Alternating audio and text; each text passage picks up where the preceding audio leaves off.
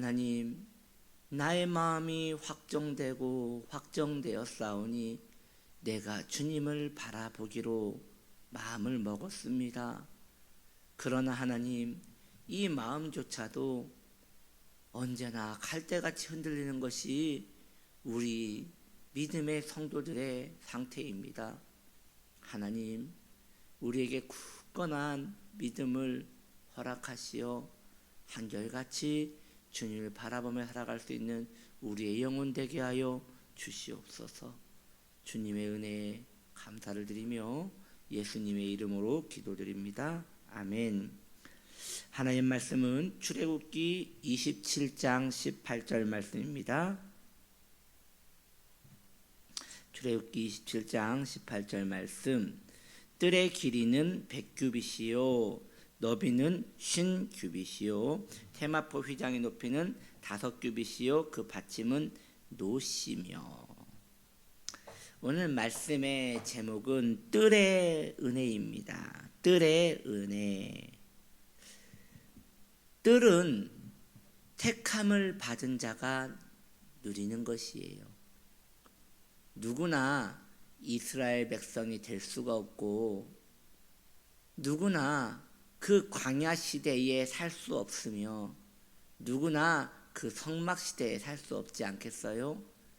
특정한 하나님의 부르심에 합당한 긍휼을 입은 자들, 주님께서 불러주셨기 때문에 그 은혜에 있었던 자들만 그때 그 뜰을 누리는 것이지요. 그러므로 그 뜰은 바로 예수님을 말하는 것이에요. 그 당시에도 그 뜰은 이방인들에게 불어대었어요. 그 뜰은 아무나 갈 수 있는 곳이 아니었어요. 택함을 받고 하나님의 부르심을 받은 그의 백성들만 특혜를 입어 갔던 것이죠. 그러면 그들은 주를 위하여 무엇을 하였기에 그 뜰에 머물 수 있었습니까? 이것에서 우리는 참으로 겸손함을 느끼는 것이에요. 이스라엘 백성들이 한 것이라고는 하나님을 모욕하고 하나님께 불만을 토로하며 불신자같이 행하며 하나님 없는 세상같이 살아갔던 것이 그들의 모습이었습니다. 차라리 그들을 택하지 않으셨다면 우리 하나님은 모욕을 당하지 않으셨을 텐데 오히려 그들을 택하셔서 우리 주님은 손해를 보시고 상처를 받으시고 그들로 인하여 모욕을 당하시는 것입니다. 여러분, 우리도 그런 모습이 있지 않아요? 우리가 자녀를 가집니다. 그리고 자녀가 태어납니다. 사실 그 자녀가 태어날 줄 모르고 태어난 것이지요. 대부분 그러지 않습니까? 내가 생각한 자녀라고 만들어가지고 태어난 자녀는 없습니다. 태어나 보니 그 자녀였던 것이죠. 그렇게 보자면 그 자녀도 마찬가지겠지요. 그 자녀도 누가 나를 태어나게 하셨습니까? 태어나게 했으면 책임을 져야지 하고 번듯하게 태어나가지고 우리 앞에 있단 말이죠. 그런데 말이죠, 계속 답답한 일들이 생겨요. 자녀가 속을 썩입니다. 자녀가 마음을 아프게 합니다. 자녀가 말을 듣지 않습니다. 어릴 때는 사춘기라고 말을 듣지 않더니 커서는 신앙생활을 제대로 하지 않아 부모의 마음에 못질을 납니다. 어디에서 돈을 빌리지를 않나, 어디에서 사기를 당하지를 않나, 어디에서 또 방종하지를 않나. 이 모든 모습 속에서 그 부모의 마음은 무너지면서 이런 소리 하지 않겠어요? 내가 왜 저것을 낳아가지고 저 고생을 한단 말인가? 저것을 낳지 않았다면, 저 자녀를 낳지 않았다면 참으로 한가로이 살았을 텐데 왜 저것을 낳아서 이렇게 마음이 아프단 말인가? 왜 이렇게 나는 식음을 전폐하고 살아야 한단 말인가? 저는 이런 고민을 하시는 성도님들을 한두 명 본 게 아니에요. 왜일까요? 여러분, 그들의 믿음이 없어서입니까? 아니에요. 원래 그런 것이에요. 원래 인생은 내 마음대로 되지 않는 것이에요. 우리 하나님도 그런 것 같아요. 이것은 너무 인간적인 접근이겠지만 차라리 우리를 성도 만들지 않으셨다면 우리 주님은 그런 모욕을 당하지 않으셨을 것입니다.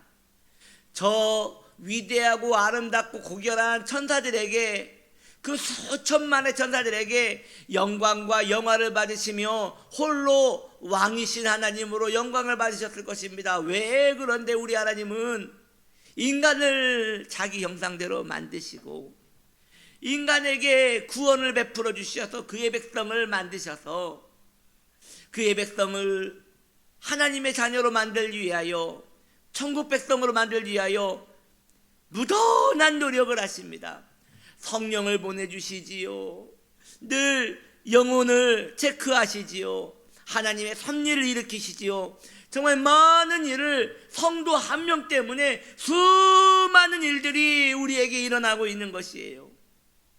그 인생을 책임져야 하고, 그 인생 가운데 무슨 부족함이 없는가 들여받아야 하고, 그리고 언약을 맺었다가 그 언약을 맺은 그 백성이 또 깨고, 맺었다가 또 깨고, 맺었다가 또 깨고, 그런 모습 속에서 하나님은 늘 상처를 받으십니다. 그러면서 저는 그런 생각을 하지 않으실까 싶어요. 왜 내가 저것을 구원해 가지고 이렇게 속을 썩이나 라는 생각을 하실 것만 같아요. 여러분, 그렇습니다. 이스라엘 백성들이 그 뜰의 부름을 받아서 은혜를 누리는 것, 그들이 한 것이라고는 아무것도 없습니다. 그저 주님의 속만 썩였을 뿐인데 그분의 택하심으로 그들이 그 은혜를 누린 것입니다. 우리의 인생사도 그렇습니다. 내 자녀가 내 자녀 되기 위하여 노력한 거 하나도 없습니다. 태어나 보니 내 자녀입니다. 그래서 내 자녀는 그 자녀로서의 권리와 은혜를 다 누립니다. 딱히 고마워하지도 않지요. 모르겠어요. 나중에 크면 은혜를 알런지. 근데 대부분 자녀들은 그렇게 하지 않을 것입니다. 왜냐하면 여러분, 이걸 알아야 돼요. 결국 내리사랑이거든요. 그래서 자녀는 부모의 은혜를 잘 몰라요. 자녀는 그 자녀에게 또 사랑에 빠질 거예요. 이처럼 오늘날 우리 믿음도 마찬가지입니다. 예수 그리스도라는 그 뜰에 우리 하나님이 우리를 불러주셨습니다. 왜 은혜인지 우리는 절대 깨닫지 못할 것입니다. 내가 어찌하여 이 뜰에 있단 말인가. 오, 놀랍도다. 하나님의 자비하심이요. 그 뜰은 택함을 받은 자가 누리는 것인데, 이 택함을 받았다는 것이 얼마나 놀라운 특혜인지 여러분, 우리는 알 수가 없는 것이에요.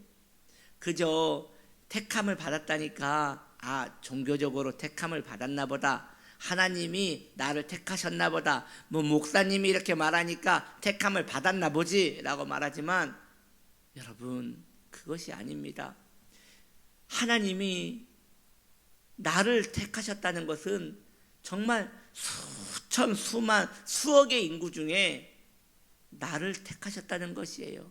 만세전에 나를 택하셔서 그의 자녀 삼아주셨다는 것이에요. 그리고 만왕의 왕이신 참 신대신 하나님과 이렇게 영적인 교제를 나눌 수 있는 은혜를 주셨다는 것이에요. 여러분이요, 우리가 도대체 무엇이간데 이번 주 주일은 성찬을 합니다. 여러분, 우리가 성찬을 하기에 합당한 것이 무엇입니까? 우리가 예수님을 본 적이 있습니까? 예수님의 십자가를 만진 적이 있습니까? 예수님의 못자국에 내 손을 댄 적이 있습니까? 우리는 예수님이 나 위하여 죽으셨다는 것을 어떤 것으로도 확증받을 수 없습니다. 그런데 택함 받은 자들에게는 그것이 믿어진다는 것입니다. 너무나 믿어져서 그것이 꼭 내 안에 실제 일어난 일 같이, 그 2000년 전의 사건이 내 안에 오늘 일어난 것 같이, 그리고 그 성만찬, 예수님이 십자가에 달리시기 전에 그 전날 밤에 제자들을 모아놓으시고 죽기 전 하루 전날, 이것은 내 살이요, 이것은 내 피니라, 이것을 먹고 나를 기념하라 하시는 그 음성이 꼭 나에게 일어난 것 같이 벌벌벌 떨면서 주님의 떡이, 주님의 살이 우리에게 주어질 때 벌벌벌 떨면서 이것이 주의 살이라, 주님의 피가 우리에게 전달될 때에 그 잔을 입에 들면서 벌벌벌 떨면서 이것이 주님의 피구나라고 하면서 이것을 먹는 주의 성도들, 얼마나 행복한 은혜인지요. 도대체 그 은혜와 그 믿음은 어디에서 온 것이란 말입니까? 할렐루야, 뜰의 은혜를 누리는 자들에게 온 것입니다. 이 놀라운 은혜가 지금 우리에게 실현되고 있는 것입니다. 시편 65편 4절은 그런 은혜를 누리고 있는 그의 백성들을 노래하는 내용이 나와요. 주께서 택하시고 가까이 오게 하사 주의 뜰에 살게 하신 사람은 복이 있나이다.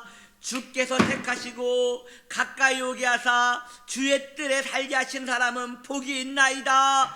주께서 택하시고 가까이 오게 하사, 할렐루야, 가까이 오게 하사 주의 뜰에 살게 하신 사람은 복이 있나이다. 여러분, 인생을 살면서 뭐가 그렇게 복을 받은 것입니까? 어떤 이는 자기 이는 튼튼해서 지금 나이가 이렇게 많은데도 고기를 뜯어 먹을 수 있다고 하면서 나는 큰 복을 받았다고 말합니다. 어떤 이는 누군가가 죽어갈 때에 잠자듯이 죽었다고 해서 저 사람은 큰 복을 받았네 라고 합니다. 어떤 이는 자녀가 승승장구해서 계속 돈도 잘 벌고 별 일 없이 잘 살며 또 자기에게 용돈도 준다고 하면서 나는 꽃방석에 앉았구나 라고 하면서 나는 축복을 받았네 라고 말합니다. 여러분, 이건 축복이 아닙니다. 왜요?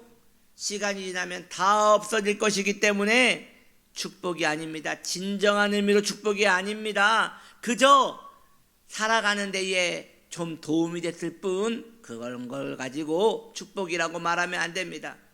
그러면 우리의 축복은 무엇입니까? 나를 뜰에 불러주신 은혜가 너무나 복되도다. 나를 구원해 주신 그 은혜가 너무나 큰 복이구나. 내가 예수 그리스도를 알았구나. 나는 큰 복을 받았구나. 예수 그리스도를 통하여 하나님께 기도를 할 수 있구나. 나는 큰 복을 받았구나. 성령께서 내 안에 내주하시네. 성령이 오셨네. 성령이 오셨네.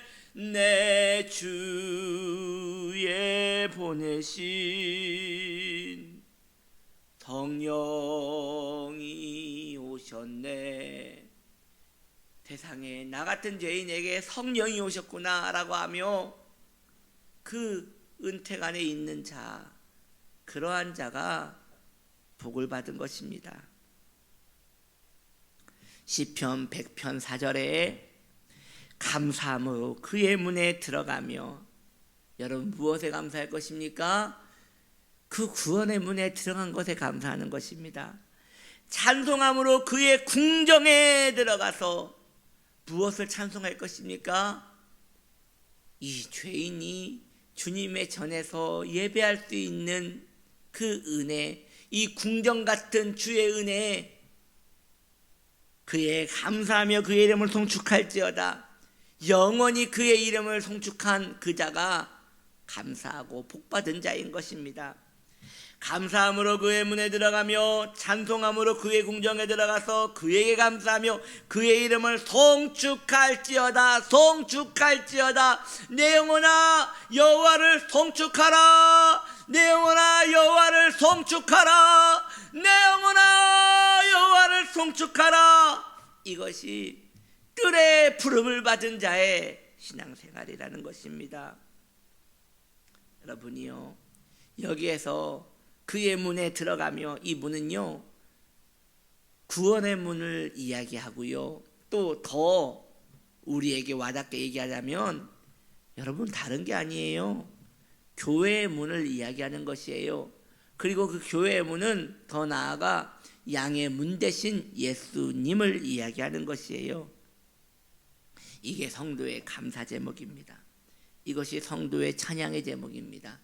이것이 뜰에 은혜를 입은 자의 행복입니다. 그 뜰에서 만족하며 살다가 주님 부르실 때 그 품에 안기는 그의 백성 되기를 바랍니다. 기도합시다. 뜰에 불러주셔서 감사합니다. 예수님께 부름을 받아서 감사합니다. 주님 감사합니다. 모든 것이 주님의 은혜입니다. 주님, 우리가 복을 받았습니다. 그 복은 내가 예수님을 알게 되었고 예수님을 믿게 되었고 예수님을 섬기게 된 복이니 이 복이 내 안에 큰 기쁨과 감사가 되게 하여 주옵소서. 예수님의 이름으로 기도드립니다. 아멘.